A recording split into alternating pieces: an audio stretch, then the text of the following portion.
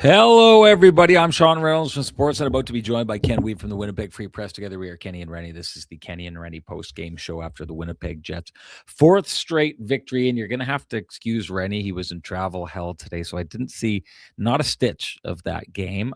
However, I thought for the Jim Pattison Toyota on Regent opening drive, we could play a little game because from the outside, this looked like the Jetsiest of Winnipeg Jets wins that I've seen in a long time. So let's just play a game where Renny. Now I'm gonna give you like full exposure on this. I did see some of the goals online. But for the most part, like I'm not going to be able to give you a hashtag the keg save of the game because I didn't see enough of it or any of the Johnson Group got you covered kind of things. But what I am going to do is I'm going to give my best guess, or if not a guess, my breakdown of what I think happened in this game based on how this unfolded and based on how the Winnipeg Jets of the past have seemed to win games just like this. Now, the fun part about this is I'm like truly going into this blind. I asked Ken a couple things. He wasn't able to come up with an answer for one of them. So it's good because it's just, this is my guess on what happened. And if I'm right, I'm right. If I'm wrong, this is going to have failed spectacularly. So let's give it a go. So starting out at the beginning of the game, the Winnipeg Jets, I saw at some point, were being outshot something like 10-0. So this is a good old fashioned Winnipeg Jets slow start in which they get absolutely pummeled, but find a way to survive it, find a way to get through. I'm thinking either Connor Hellebuyck raised his level this game past what we've seen from him in past games leading up to this. I think it had been something like 7 of 8 games he'd been below 900. My guess is that he raised his game, or at the very least the Winnipeg Jets did a really good job of doing the old kind of box out, protect the guts of the ice, not the most difficult shots faced for Connor Hellebuyck. One of the two of those things, if I have to choose between one of them and get off the fence, I'm going to say I think Connor Hellebuyck played a little bit better than he has in the past, which would be a good thing for Winnipeg Jets fans. Then the other part of this is, what do the Winnipeg Jets seem to always do in games like this where they're getting caved in? They get an opportunity and boom, it's in the back of the net. And so I think that the Jets power play ended up being that. I did see those goals. Jonathan Toews is just absolutely on fire at scoring goals within 4 feet of the net. He and Gabe Vilardi, and I see Gabe Vilardi had one of those as well. But Jonathan Toews clearly on his game. And then I think what we probably see after that point, and this is going to be where it gets a little bit qualitative, a little bit, like what did you see compared to what I saw? And I'll have to kind of take people's words for it. But I do know that the Winnipeg Jets are going to want to look at this game and be like, well, the Winnipeg Jets are back. The Minnesota Wild played at the very top of their game, and the Winnipeg Jets still rolled over them. My guess is a fragile, all of a sudden, losing 6 of their last 8 games, Minnesota Wild team that actually really hasn't been that good since they beat the Winnipeg Jets, came back and beat them right before Christmas there.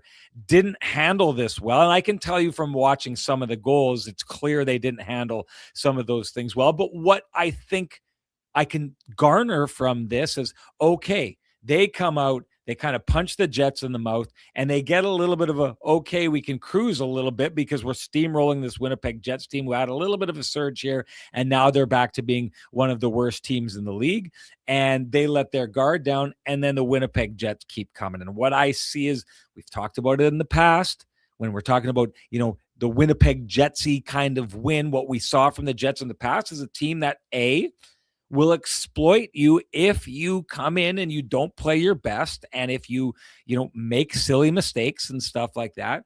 And then B, has the right habits. We're going to get back into a theme here of the Winnipeg Jets were a team that was in last place that didn't ever look like a last place team to me. They didn't have any of the hallmarks of being a last place team. One of those things you didn't often see the Winnipeg Jets get kind of like complacent and pummeled like they did, like the Minnesota Wild did in this game. The best example, Ken and I were talking, probably, the Edmonton Oilers game where they lost 6-2. We probably saw that happen, but it's not like it's been happening a lot with the Winnipeg Jets. But in this game, I see that the I think it's Quinn Hughes, turns the puck over, throws it up the boards with not a lot of time left on the clock. Be clock aware. You only have like 15, 20 seconds left in the game.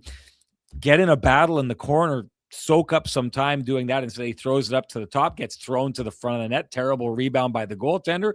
And who just happens to beat his man to the front of the net? Pearson, who, if it's Quinn Hughes in the corner, Quinn Hughes watched the puck, and Tanner Pearson did what he's supposed to do, gets to the front of the net. And then my guess is after that, there's a face-off draw, because I think it's a goal 8 seconds apart or something like that. 2 goals in the last 13 seconds of the period. My guess is there's a somewhat casual iced puck. Am I right?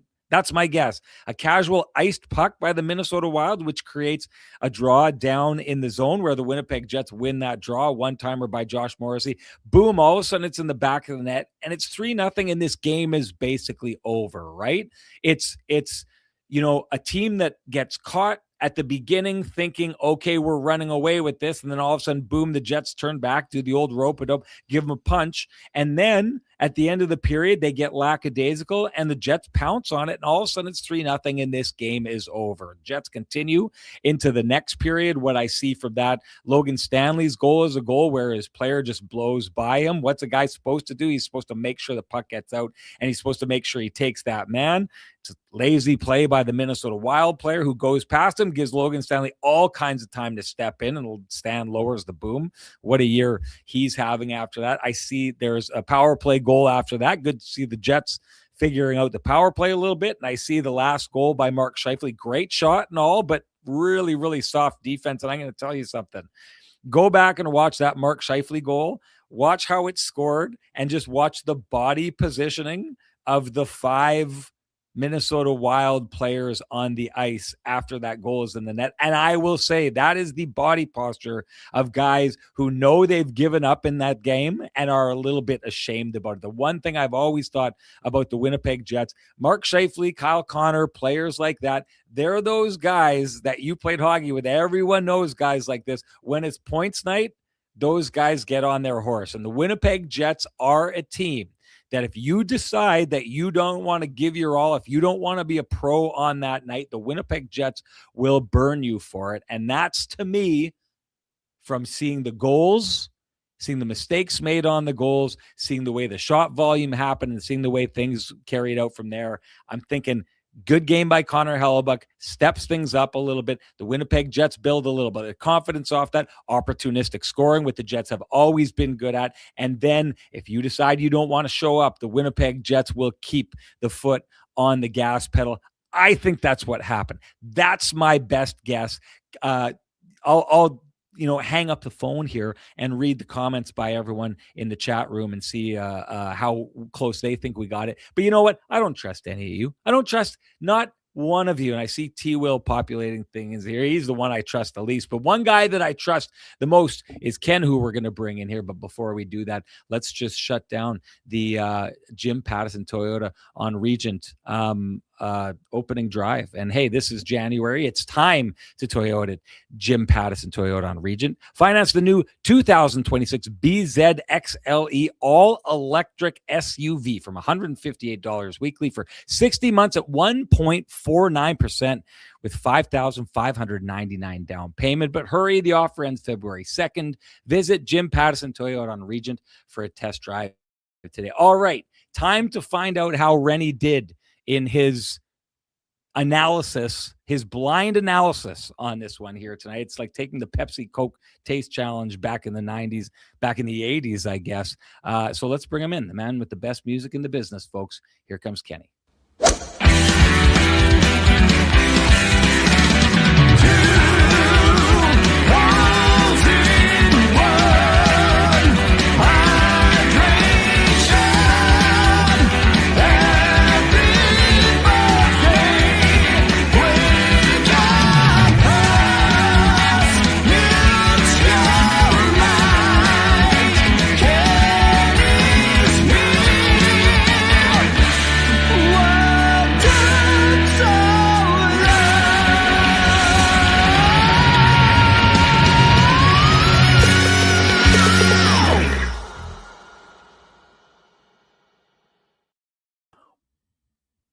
Okay, Ken. I don't know. Did you hear that on your end? Did it play on your end? No. No. Okay. Well, No. it played for, if you're watching this on Instagram, you got Oh, sorry. The tunes were playing. the Yes. tunes played. Okay. Yeah. Good Yeah. Yeah. You're stuff. good. All You're right. good. That's all we needed. I've got the bugs on my end. I don't know what's going on with this computer, but regardless, good to see you here, my friend. You too. Got the golf gear going on here. Neither of us living up to the standard that Vittorio Rossi sets, that high standard. Hard to live up to that standard, but they make it easy for you. So if you want to be the kind of person who sets a high standard, you know what to do. Head on down to Corden Avenue. Walk into Vittorio Rossi, loudly proclaim Kenny and Renny sent you. Ask for Frankie and the boys, and they will take you up the ladder to the highest of standards. Ken, how'd I do? How'd I do on that blind analysis? It was a swing and a miss, way off, or did pretty good. Bullseye. Pretty good. Yeah. Bullseye. We can't give you the full 100% marking, but you did well there. Yeah, definitely an A category for sure. We'll start with Hellebuck because Hellebuck needed to be better. We've talked about that frequently lately. Numbers obviously showing it, and Connor Hellebuck, I don't think enjoyed the discussions about his save percentage slipping below 900. I mean, that's just not the kind of goalie he is, and he got quickly back above that mark today by turning aside 32 of 34 for a 941 save percentage today. He had to be sharp. The shots on goal were 9-0. Out of the gate, I wouldn't say the Jets were under siege, but they definitely were the second fastest team on the ice for a good 13 minutes of that game.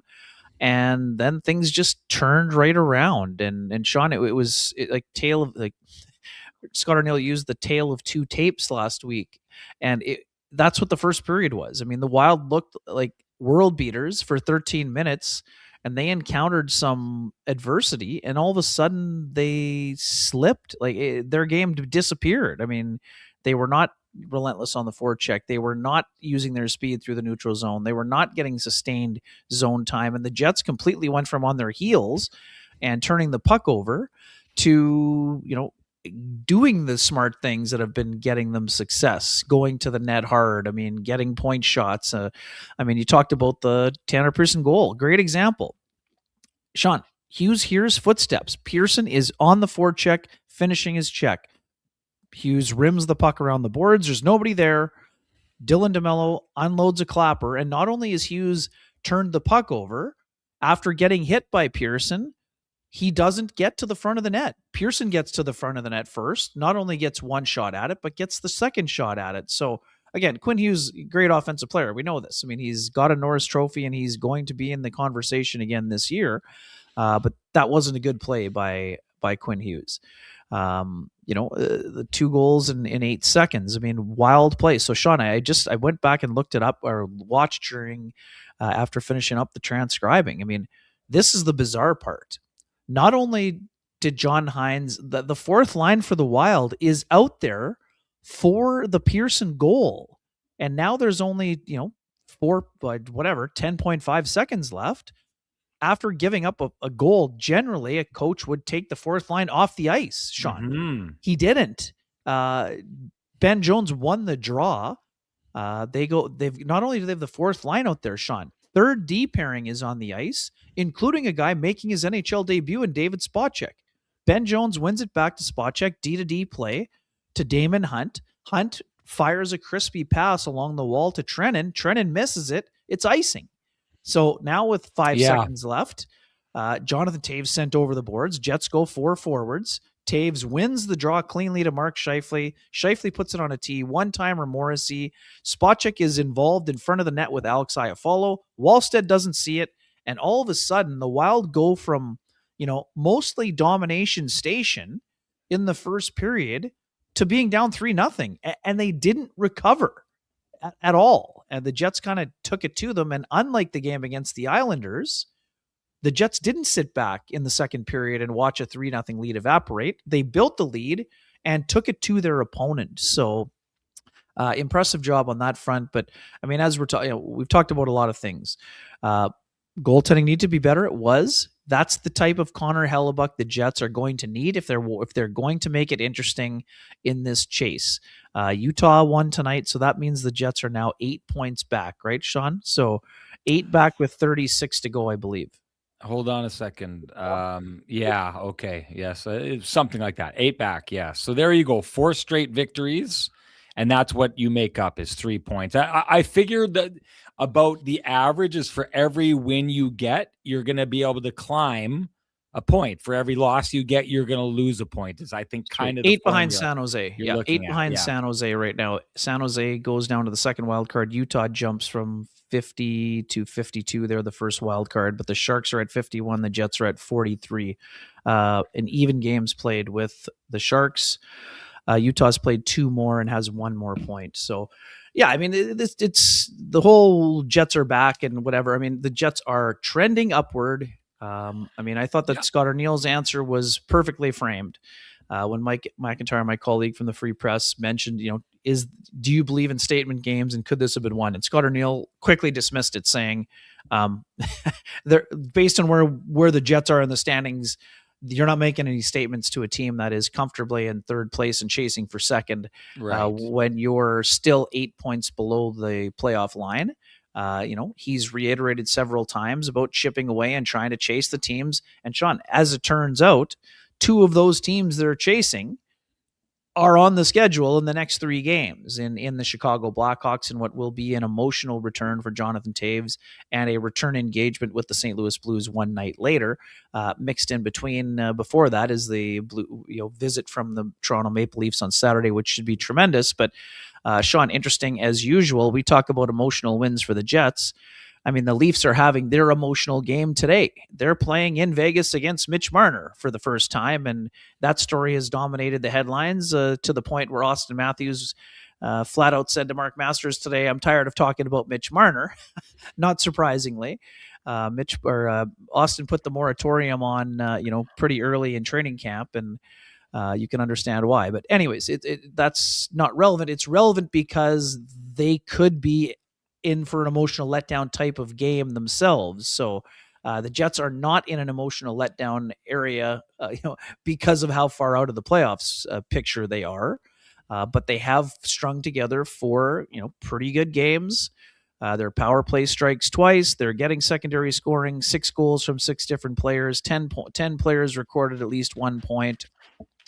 So, I mean, they're doing the types of things that were expected of them and would be part of the recipe, if they are going to jump in the hot tub time machine and try to put a St. Louis Blues circa 2019 streak together. They're still a long way away from doing that, Sean, in my estimation. But the formula is available. Now, how often can you lean on that formula? That's up to the Jets to show and to, support the narrative on one front and change the other narrative that they haven't been nearly consistent enough to even envision that being a possibility. They're tracking that way. But again, it's a long, long road ahead for the Winnipeg Jets on that front. But they're looking at the sprint portion to get through this month, and we'll see where that takes them. Well, and the importance of it, I had this was in my opening for anyone who watched the Ottawa Senators New York Rangers game last night. In my open with the Ottawa Senators are a team that had lost 4 straight games. I think their last win had been the Winnipeg Jets win before they lost 4 straight, and then now they've won 2 straight. They had a big performance last night at the 8-4 victory it ended up being. But the one thing that you knew, and the one thing that I talked about in the opening, was this stretch of hockey. So the Ottawa Senators had 12 games before the Olympic break. Where they are, they're 5 points out of the playoffs right now with kind of even games played. So this stretch of hockey is going to determine how they approach the trade deadline. Are they going to be sellers? Probably a team that's going to stand pat, but probably not going to buy. Like, that's where the Winnipeg Jets are. Those 3 points behind are a significant amount of points behind. If you can say, like, in order to move 3 points up the standings, they needed to win 4 straight games. It should give you an idea of, well, they're only 3 points up, but that 3 points up kind of means something. this is where the Winnipeg Jets are now. So now they've put themselves in a position where they've won 4 straight games, and it's like, okay, well, maybe we're paying a little bit of attention here. I'll be honest, where the Winnipeg Jets are, how much they have to come back, even if they had a really, really good, month leading up to the trade deadline, it's probably a tough spot to put yourself in to sell moving forward. I don't think it's what the fan base wants anyway, but it's definitely putting them in a situation where you kind of have to think a little bit about what's going on here. Ken, I'm ready to hand out the Flame and Comfort hot take. Sounds good.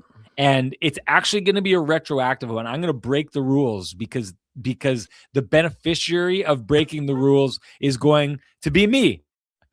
I'm giving myself the KNR Flame and Comfort hot take for what I said in the past about Winnipeg being a hockey town and Winnipeg being able to survive down stretches of hockey. And here's why. And I will say this, the last number of times I've been watching Jets games, and hey, just for anyone who's keeping track, it's funny. The Ottawa Senators, every time Travis Green said, I've got a 5th bedroom in my house, Sean. If you want to stay in it, it's yours to stay in, because their record with me doing their games or at their games this year is 5-1, and they've outscored their opponents something like 27-14 or something like that, right?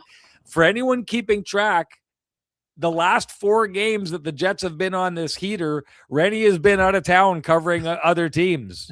So, maybe I'll show up for the next game and Scott Arneal will see me and point to the door and say, get out of here. There's a flight to Eastern Canada you should be hopping on. That's a Barry Horowitz followed by a reverse Barry Horowitz there. Totally. Exactly. But followed by a Brooklyn Brawler. Good job. The point is, I've been watching these games on TV, and the 3 that I watched on TV, the atmosphere sounded like electric and joyous, Ken, in that rink for the Winnipeg Jets winning some games. And I started a couple of comments here. One of them being Biff Spliff says, I had a tear in my eye tonight watching the Jets. And there's another one here. Where did it go? There's one more. No, I did not. But I've seen numerous comments here from people just about how much they love this game, how much they're enjoying when they see the Winnipeg Jets do this. And what it says to me, Ken, is sometimes just rooting on your team is enough when you're a hockey market. And right now, the numbers tell us this is probably not going to end well this season, but you've got this fan base that is sitting there as soon as they see their team start to do some things, the belief is there and people are invested. And now, Ken, they're invested in a playoff race. And I got to tell you, before I was a journalist, before I was a sports journalist, Ken, for me, some of the biggest moments as a fan was watching your team engaged in a playoff race and, watching the standings. Okay, they won tonight, and going and checking in to see if the team that they're chasing, won that night. And it just, to me, I hope, and again, I have no stake in this. Mark Chipman's got to make sure that the building's sold. But Mark Chipman is a believer that in order to succeed in Winnipeg, you have to have a winner. I don't agree with that. I think the Winnipeg Jets hockey market is a hockey market, which means they just want an honest effort out of their players, and they want an honest effort out of the organization. And they want to be listened to by the organization. They want to be valued by the organization. I think you do those things, whether you win or lose, it's enough. And I just think that those last 3 games at home and the kind of comments I'm seeing here from people who are just flipping out over a team that just won 4 straight games after losing 11 straight games and are way, way out of the playoff race. But as excited as people are, I think it just absolutely shows that that the hockey market in Winnipeg is most definitely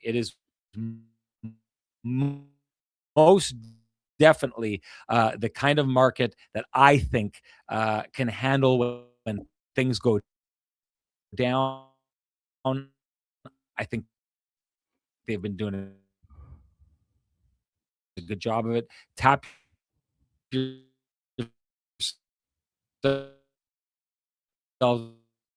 on the back. Barry Horowitz, yourselves fans, as Where you will find when you get down there, it's one of the most impressive showrooms in the entirety of you to wax poetic doing. He has been all over it, and you have been one of the people who has steadfastly said you think that this is going to happen, and it's happening, Ken. Yeah, I mean, I think you asked about Toews, right? You were breaking up a bit. Yes, I asked about Jonathan Toews and gave you credit for steadfastly saying that you expected this to happen. You don't say. Yeah, I mean, anyways, this is not victory lap territory, but I mean, after 11 games, it's not a small sample size, but it's up to Jonathan to show that it's a sustainable sample size. But what we were seeing is a player that is invigorated. You're seeing a guy who's playing with incredible confidence. You're seeing a guy who's making his line mates better. You're seeing he's making the people around him. But John, the signature of Jonathan Toews' career was making the people around him better, and that wasn't happening as often in the first, let's say games 6 through 26 or 30 or whatever number you want to use. He was trying to find his own game, so he wasn't there to carry others. He was trying to get used to playing a different system. He was getting his legs back. He was getting the hands and feet, trying to be, have symmetry, be in motion. And what we're seeing now is a player who is playing with extreme confidence. We're seeing a guy who is producing in this block of games, Sean, at a second line center pace. Now he's got to keep that pace up if he wants to get close to some of the projections that we had for him. But I mean, he's up to 7 goals. He's got 9 points in the last 11 games, and he's playing with tons of confidence. Now, he's doing an excellent job on a lot of fronts, winning draws. He's second, I think, in the league in faceoff percentage. And again, we know that number, means different things to different people. But another thing we're seeing, Sean, and it's not a coincidence, the Jets' power play is back operating at a high level with 2 more goals today. Toews is winning important draws in the offensive zone, whereas previously the Jets had been chasing a lot, losing a lot of offensive zone draws in the power play, and then having to get an entry. Now you're starting with possession and getting set up immediately, whereas before they had trouble, kind of not always having trouble, but had trouble getting sustained pressure because they were having to enter 3 or 4 different times. So Dom Zappi is saying all JT's goals are in the crease. Well, right now those goals are in the crease. That's true. But you got to get to those hard areas. I mean, we talked about the importance of retrievals and getting to the net. There was a long stretch of time where the Jets didn't do a good enough job of getting to the net. So he's doing a good job. And, Gabe Vilardi's a guy who scored plenty of power play goals in the paint last year. And now Toews is getting some of those, bounces as well. Puck, nice play by Vilardi to get it over to him. But for me, this is important, Sean. And again, a lot of people are, projecting a lot of different things. And, I will be curious to see how this next block of games go. Can the Jets get themselves back into it? And if they don't, would they be open, and would Toews be open to going to a contender? That's a question for about a month from now. But, the way he's playing, he would be a guy that would help other teams. But Sean, if Braden Yager is not ready for the 2C job by next fall, and again, he's having a fine season with the Manitoba Moose, but it's a big jump to not only just making the NHL, but being a second line center based on what we've been seeing in terms of the mentorship from Toews with guys like Cole Perfetti. If you're Kevin Cheveldayoff, you have to consider the fact that, if Toews wants to keep playing, and now that he's put those 2 months behind him, or 2.5 months, maybe he's a guy that can help. We know this, Sean, they're not going to be rebuilding. So yes, they would like a top 5 draft pick if that's the way that it goes. But I mean, Toews is a guy who's showing value now. I know people are saying, oh, well, cash in on that value and get a draft pick. Well, what about the value for a team that's trying to be a contender again next year? Wouldn't you want to have a guy like Jonathan Toews? Yes, I get it. He's going to be 38. But based on what we're seeing from Brad Marchand and what we've seen from Corey Perry being, productive players from 37 to 40, now that Jonathan has shaken the rust off and gotten through the health issues, you'd have to maybe consider having him back, wouldn't you? Or where do you stand on that? Again, we got to see how the last 36 go here, but I mean, at least the possibility is open. Whereas a month ago, it looked like that wasn't even going to be a consideration. Probably. All right, when you're breaking down kind of the forensic audit of what good GMs do, this is, to me, if the Winnipeg Jets put themselves into and here's the tricky part about it, is the Winnipeg Jets as an organization, much like their fans, are eternal optimists, right? Whereas right now they find themselves in the position they're in. Like what is the New York Rangers point totals right now compared to the Winnipeg Jets? Because I was going to say, I texted you after that game and I was like, I thought great analysis by you and I on the idea of we kept saying on this, like, this is not what a last place team looks like. The Winnipeg Jets don't have the hallmarks of a last team. I did that game in New York, and like the things Rangers, that they're 46 points.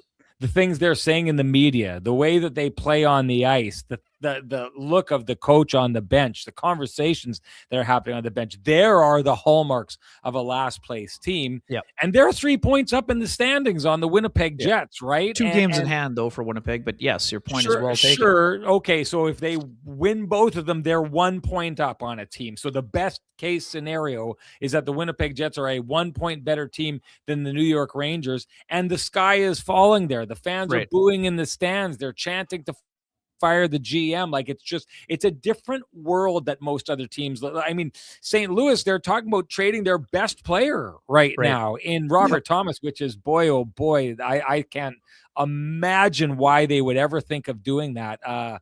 Anyways, regardless, moving on from that, the Winnipeg Jets, they are eternal optimists. So if they give themselves any kind of a sniff, I can see the Jets just kind of digging in and maybe doing very similar to what they did that 1 year where they moved Andrew Kopp, right? Where it was like, well, we're going to move him, but we're actually going to bring in a couple other guys because we think that we're going to spell them off and we're going to take a run here. That's just so Winnipeg Jets of them to do that.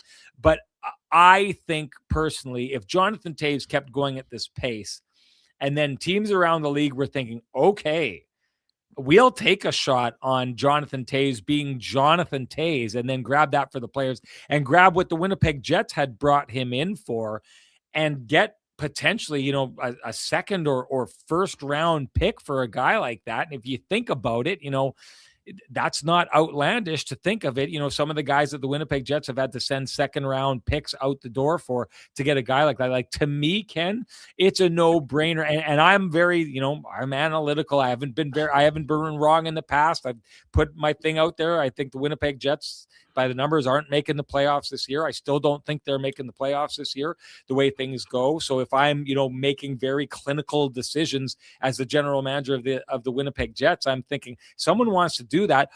I'll let that player go do that. And then I'll say, hey, I know things didn't work out that well, but you saw things started to turn. We still believe in what's going on here in Winnipeg, and we'd like to have you back. Maybe it's one of those situations where you go and you grab Jonathan Toews back.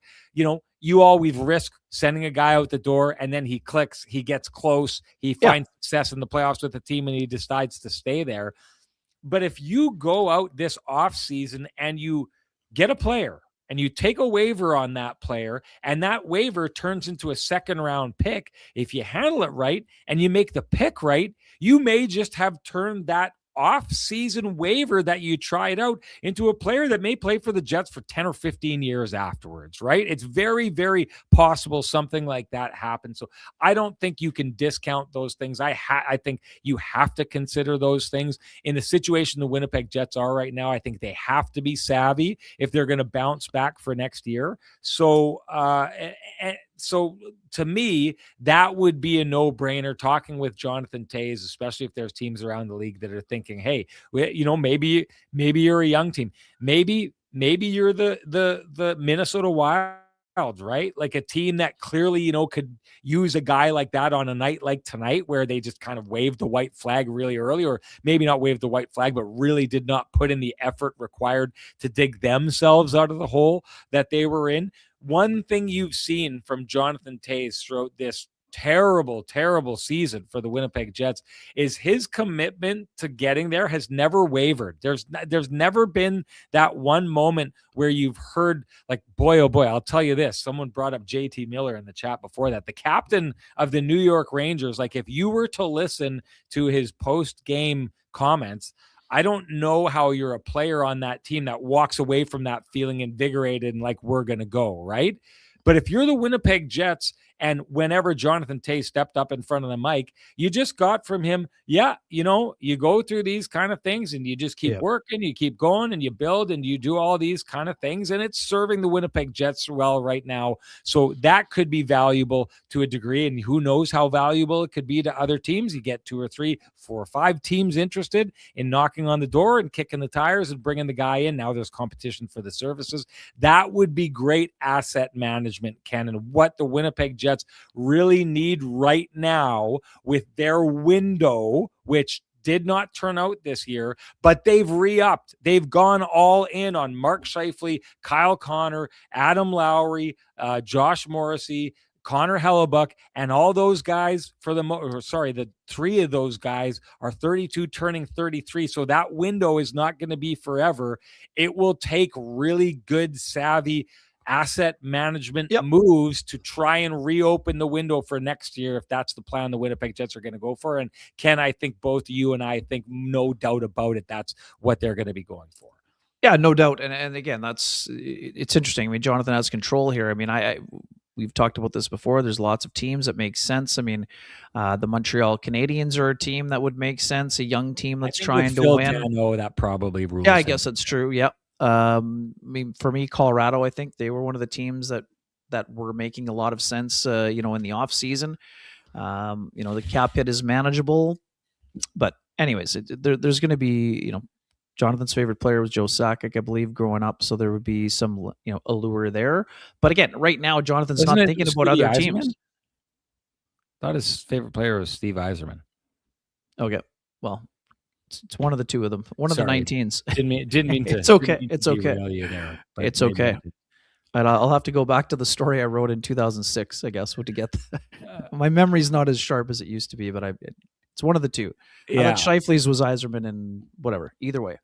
900 points and 901. I mean, incredible accomplishment. And, I feel fortunate I'm going to be in the building for Monday. I think it's going to be a really special evening there for Jonathan, his family, the Blackhawks fan base. I mean, we've talked a lot on this program, Sean, about the importance of, one day the Jets, honoring Dustin Byfuglien. I mean, it's not apples to apples, but I do think that, yes, they had a chance for a send-off because at the end of that year, Kyle Davidson made it clear that Jonathan wouldn't be part of the rebuild or the retool or whatever they were calling it at the time.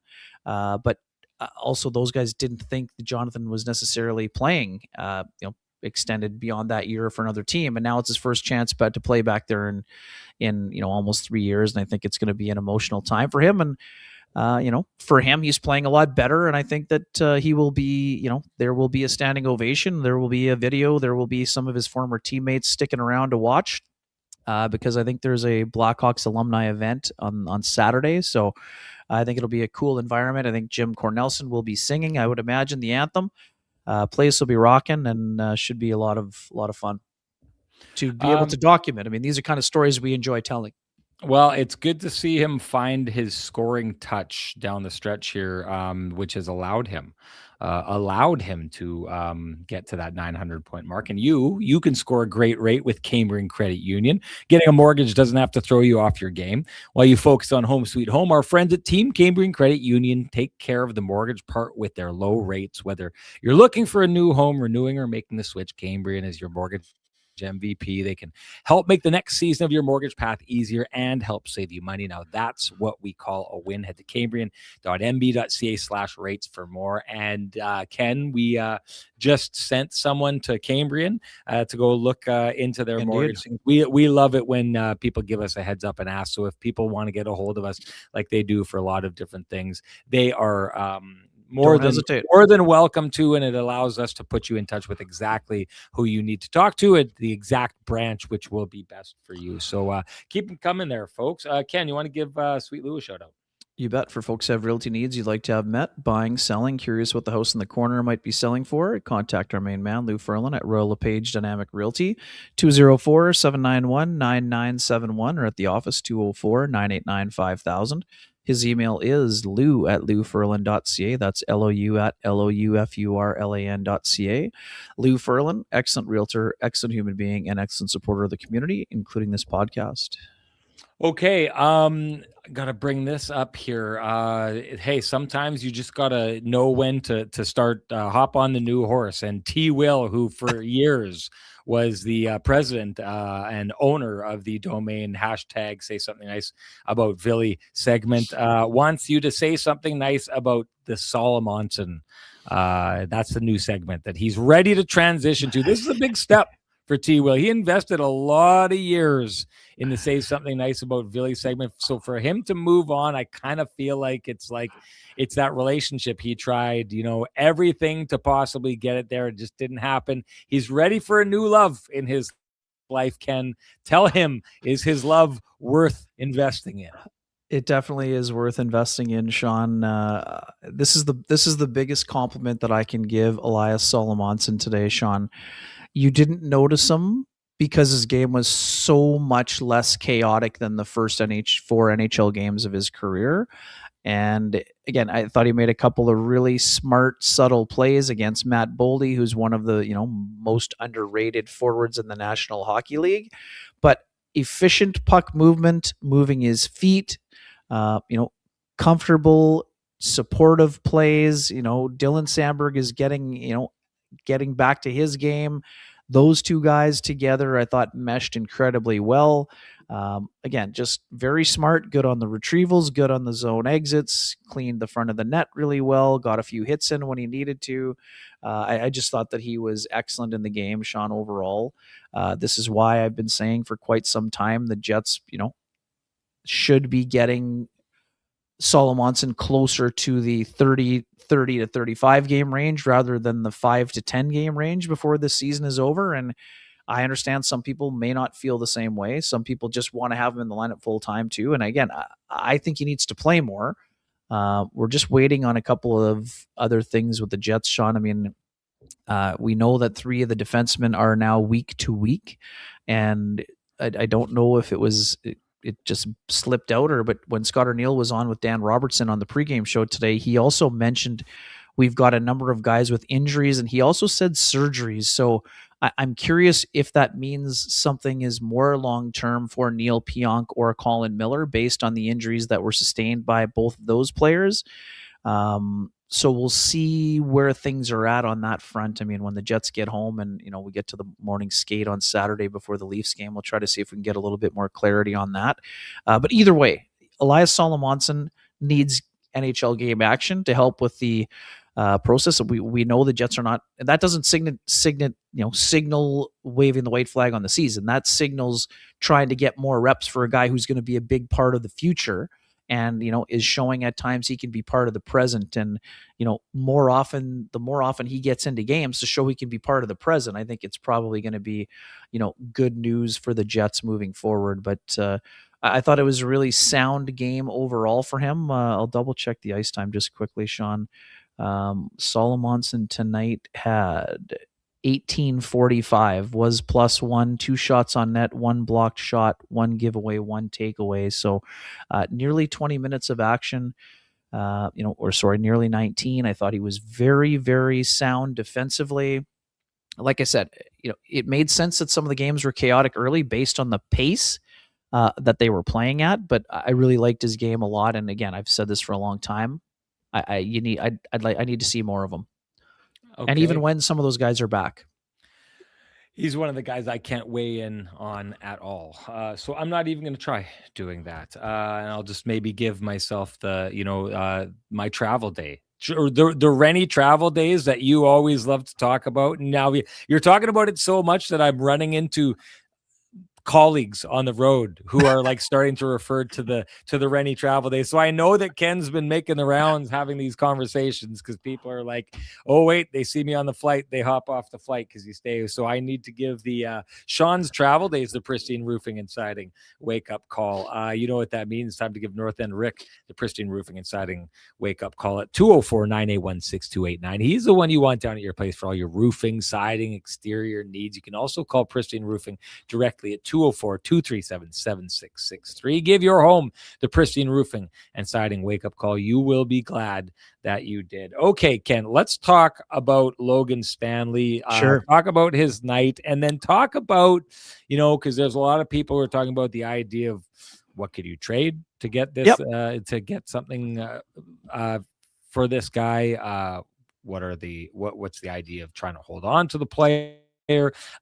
Take it from the game tonight, the fact that this guy just keeps scoring, and where you think this goes with the Winnipeg Jets and a player who at the 11th hour has rounded into a form that could make him a huge asset for a trade, or maybe the kind of player that you've been waiting for a long, long time and try to keep around as long as you can.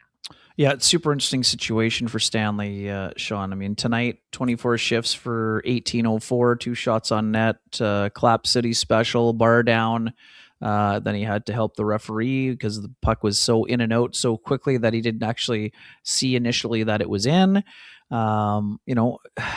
It's a very interesting scenario for the Jets because, and I know it's got some people fired right up about, it's so obvious that what they have to do now. The Jets have to, go through the situation cautiously, but they also can't be conservative in the situation. So they're going to have to figure out what the cost is. I know, Chris Johnston, one of our pals, recently mentioned in an article in The Athletic that he was speculating that it wouldn't be, out of the ordinary to see Stanley get an offer of 5 times 5 if he gets to unrestricted free agency on July 1st. Now, some folks will say, and rightfully so, in their own opinions, that 5 times 5 for a third pairing guy is a lot of money, and it is. But with the rising salary cap and the skill set that he brings, I won't. Let's just put it this way: I won't be surprised if he gets somewhere in that neighborhood. I don't think it's a guarantee that he gets that much, but I wouldn't be surprised if it's north of 20, and if it's on a 5-year deal, it could be that high. Now the Jets need to decide. We know Josh Morrissey's situation. We know the Jets will want to extend him when they can. We know that Dylan Sandberg's situation is very similar. They signed a bridge deal with him, so the left side looks pretty sound for the next little while with those two. We know that Sasha Boumediene and Alphonse Frey are coming. So can you invest 5 times 5 in a guy who's essentially going to be a third pairing defenseman for the next 5 years, and then maybe you're blocking some guys? Now that's, I'm not sure. I mean, we saw the Jets have third pairing defensemen that were making $5 million. It was a long time ago, and the circumstance of has changed, and they had a bunch of entry level contracts at the time. So Stanley's got 8 goals. He's probably going to be a double-digit guy. He's just starting to get a bunch of things figured out. So again, I'm not on the obvious to trade him for a first-round pick. But Sean, what is obvious to me is if you cannot get Logan Stanley signed, if you're Kevin Cheveldayoff, that you're you have to move him if you can't sign him before the trade deadline. That's sort of where I'm at with it. And one thing that I've said before, I mean, for a draft and development and retention team that has invested 10 years in this player improving, I mean, it would not be surprising if they wanted to extend him. And we know there's various reporting from Dave Pagnotta and some other folks that the Jets are, looking at that extension possibility. So I do think that it's still a little bit too early to tell which way it's going to go. But I mean, again, I won't be surprised if they're trying to extend him, but they got to be careful on term. AAV a little bit less so because the cap is going up, but to me, if they can't get him signed, they're going to have to use that asset and cash it in for however high a draft pick that's possible, or unless you're looking to get a player that's a little bit closer to playing in the NHL right now. All right, Logan Stanley is a guy who has taken a while, right? Like, it's funny. I just had a conversation with someone on our broadcast crew in the last game, and Logan Stanley came up. And I think the issue with Logan Stanley is everyone thinks this is a young guy. He's just starting out, and everyone assumes that Logan Stanley is like 22 years old. He's 28 years old. He's just about to turn 28. He's drafted in 2016. So he's turning 28, I believe, in a couple months here. He's not a young guy. And I don't say that to be like, well, he's old, don't worry about the player. I say it to be like Logan Stanley has been waiting a long time to get into the NHL and try to get the kind of things that come with being in the NHL. So for a guy who was drafted in the same year as Patrick Laine, how much money has Patrick Laine made in his career? He's just wrapping up a big, massive contract that he had for a long time. Like, he's been making $8 million a year for a long time. Logan Stanley's basically been getting paid borderline like an entry-level NHL player, or, you know, like a bottom-end replacement NHL player for a really long time. And what that means is Logan Stanley is going to go for the contract, and he should. You only get one life. You only get one crack at this.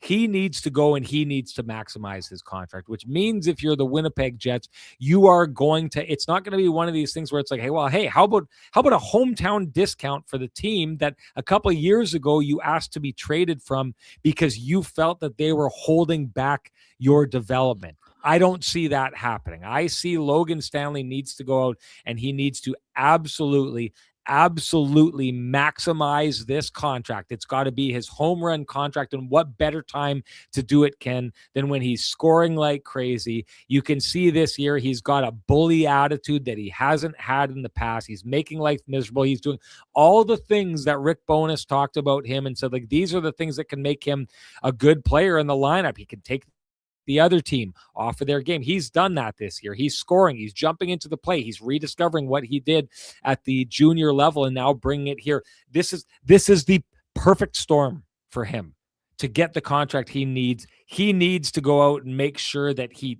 knocks out of the park. So if you're the Jets, in order to keep him, you're going to have to offer him that kind of contract that just says there's no point going and looking around the rest of the league. Just stay here. And should they be doing that is the question. Now, the tricky part with the Winnipeg Jets is the Winnipeg Jets, we know, are in win now mode. We know that they're not tearing things down. We know that aforementioned window I just talked about with players that are 32, turning 33 and going forward, it's tough for them. But I think with a guy like Salomonsson ready to jump into the lineup, you feel now you're still going to be that team that has a bunch of guys who are just kind of rotating in and out, like the Fleuries and the Millers and players like that. You'll have to have that style, but they won a President's Trophy with that style, and they went to fourth in the league with that style. They're comfortable with that style. I think this is a situation where Logan Stanley has already priced himself out of the market, and to the point of, in order to keep the player, you're going to have to sign him for big money and long-term, which means that you are holding back the prospects on the back end of that because you're trying to keep Josh Morrissey. Neil Pionk is already taken care of. Sandberg is already taken care of. So there's not a lot of room on the back end. This is a scenario, I think, and beyond this, when it comes to what I'd said before, when it comes to asset management and the likelihood, the numbers telling us that we shouldn't expect the Winnipeg Jets to make the playoffs. If you're able to go around the league and find a team that is really, really hot and heavy on Logan Stanley based on what he's done and try and add them for the playoffs and maybe bring him in and try and sign him long-term, you're probably looking at a pretty darn good asset coming back the other way. So this is the things are actually shaping up well for the Winnipeg Jets if they decide to be sellers, Ken. Now, I know some people don't want to hear that, and a lot of people are talking about the playoffs, but if the Jets are able to capitalize on the reality of this situation and like if it ends up being a thing where it's like the cupboards, Kevin Cheveldayoff talked about it, the cupboards are to a degree kind of bare. And so if you need to restock things, Logan Stanley presents a very, very good opportunity to do that. Jonathan Toews provides a very, very good opportunity to do that. And I just think that, like, hey, if the Winnipeg Jets go on a stretcher where they win like 11 straight games or 14 straight games or whatever, well, that's going to change everything. This question may answer itself in the coming games between now and the end. I mean, if they end up going, like kind of regress to the mean on this, this will sort itself out. But I do personally think that Logan Stanley will be playing in a different jersey, if not by the end of the year, by next year. And the Winnipeg Jets need to conduct themselves thoroughly. I hope we covered that one from top to the bottom, all the way around, just like Myers Drugs does that with all your pharmaceutical needs, all your supplemental needs, and all your health food needs. And of course, they deliver anywhere around the city, so you got to give them a call if you have any of those needs. They can take care of them, and they can bring it right to you, which means it's been a while since this has happened, but it was called for here. It was called for. Jennifer Berthollet said, grab the pillowcase, Renny, for your headband. Renny doesn't need to, because this time he finally got himself together and brought along the headband. So let's make this a Sean's headband version of the Kenny and Renny Show. It's been a while.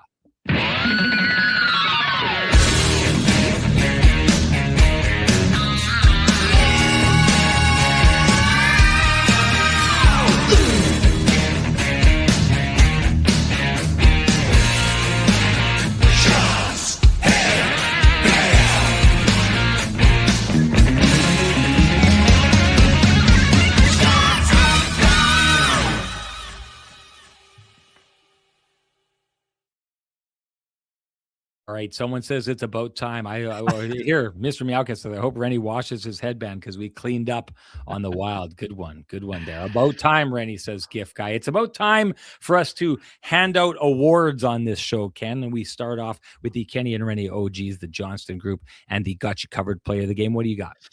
Well, I think it's got to be the shot block by Dylan Samberg that led things going north prior to the Mark Scheifele goal. Really good block by Samberg, who got the puck, went up to Kyle Connor. Kyle Connor recognizes that Alex Iafallo is coming out of the penalty box. Alex Iafallo finds Mark Scheifele. Mark Scheifele goes bar down, and just the whole sequence there was sort of a classic got you covered in terms of awareness. We talk about awareness all the time and sacrifice and all those things. So to me, that's where I'm choosing to go today. Works for me. That's the Kenny and Renny OGs, the Johnston Group Got You Covered Player of the Game. And hey, do you run a small business in Canada? Look to Canada's #1 employee benefits plan, Chambers Plan, to give you a competitive edge. Chambers Plan is the simple, stable, smart choice for over 30,000 businesses countrywide. Visit chamberplan.ca to learn more. Someone had said something here just quickly. I want to make it clear.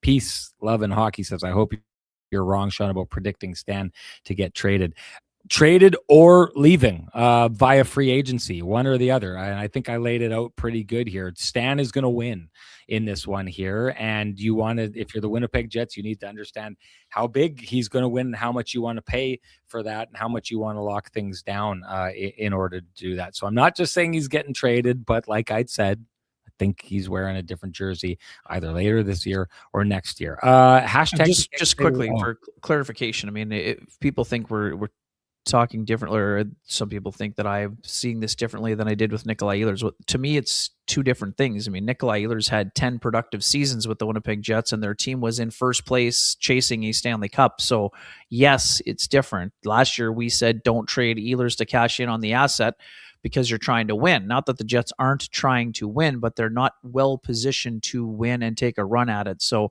that's why in this case with Logan Stanley, after a decade in the organization and him on a, heater in terms of shooting percentage and taking his game to another level, even though we know there's still room for him to improve defensively, you need to cash in on that kind of asset if you're not planning on extending him. Well, and so just to be clear, it's not the same situation in that, but I do think to a degree it's the same situation in the regard that I personally believe Logan Stanley has already made up his mind to go. Just like I had believed that Nick Ehlers had already made up his mind to go. I'd predicted at the beginning of that year that Nick Ehlers would not be with the team anymore. I think the issue with Nick Ehlers was he felt that the Winnipeg Jets had never looked at him the way that he thought he should have been looked at, been given different opportunities. I don't think he thought that his opportunities matched his output. I think a lot of people believe that. Logan Stanley clearly has felt that way in the past, and to the degree that he asked for a trade. I mean, this was a disgruntled player at one time, and so a lot of people would think last year, a lot of people thought because Nick Ehlers had a great year and kind of took his game to another level, that people were like, well, that's going to be enough to keep him here. But you have to realize the psychology of a player who's been thinking, I deserve more than I've been getting here. And in the last year, he finally is given more and shoots the lights out. That's not a, oh my God, thank you so much for giving me an opportunity. I'm going to stay here. That's, I told you I could do this the whole time. And you finally give me an opportunity. I'm showing you what I was here the whole time. And I truly believe that that's what Logan Stanley is going to be thinking. He's going to be thinking, yeah, you can say this and that about my development. But back then when I asked to be traded, I thought I could get to this point if given the opportunity, and I wasn't. What you're seeing from me this year, I'm not like, oh, goodness gracious me. Thank you so much, Scott Arniel. Thank you, Winnipeg Jets. I just so much appreciate this opportunity. This is a player who's thinking, see, I could have been doing this for you guys for years if you just would have given me the opportunity to get here.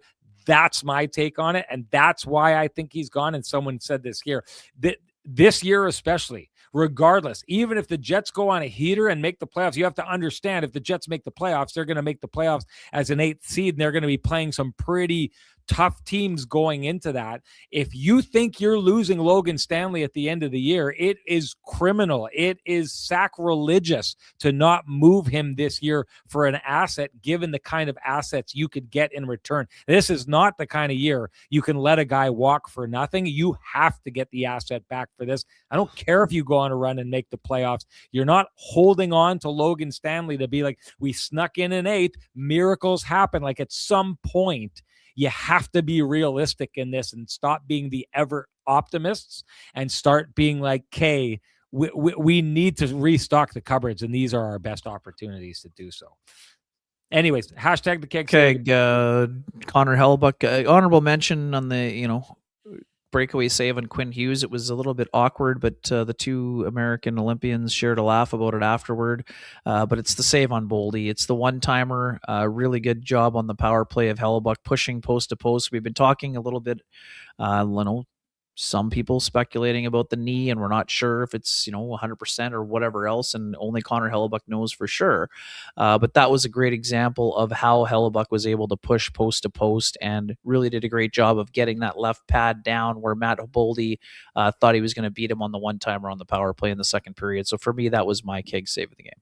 Great stuff, Ken. I don't have one because I didn't watch the game. So that is your hashtag, or Ken's hashtag, the keg save of the game. And by default, mine. But it doesn't matter if it's mine or Ken's. It doesn't matter what either of us think. It matters what you think. Share with us your hashtag, the keg save of the game. You're automatically entered to win a $50 gift certificate usable at any of the 3 fine keg locations there in the city of Winnipeg, each location finer than the last. And the winner from our last show, that would be Sean Fingland. Sean Fingland, you know what to do. Direct message me at SN Sean Reynolds. Send me your full name. Send me an email. I'll have the fine folks at the keg send you a $50 gift certificate usable at any of the 3 fine keg locations there in the city of Winnipeg, each location finer than the last. Ken, you knew behind the scenes, not only have I been having all these gremlins in the system here in the software, but I forgot my computer cord and did this all on batteries. We didn't know how this was going to go. It could have been a 37-minute show and we could have been dropping out, but the old battery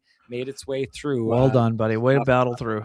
There you go. Just like you battled through, just like our audience battled through and are enjoying themselves as the Winnipeg Jets start to push and make this 4-game winning streak here. So we hope you appreciated the conversation that happened in this space tonight. And if you do, we very much hope that you appreciate the contributions by our sponsors who fight to keep the conversation going in this space. For us, that's Jim Pattison Toyota on Regent, Vittorio Rossi, Cambrian Credit Union, Pristine Roofing, Sweet Lou Furlan, Flame and Comfort, Myers Drugs, the Johnston Group, the Kenny and Renny OGs, and of course the fine folks at the Keg. Thank you to them. Thank you to all of you. Let's do this again on Saturday, Ken. Saturday, yes, and had a great meal at the Keg Sunday after the game. It was tremendous. Yeah, thanks for rubbing it in. Thanks for. Sorry, buddy. You would have been there. You would have been there if you weren't traveling. Yeah, you just waited till I went out of town. Don't try and pull a fast one on me. I know how these things go. Anyways, folks, great to see you, or great to see your comments. We'll see you next time. Talk to you later. Bye-bye.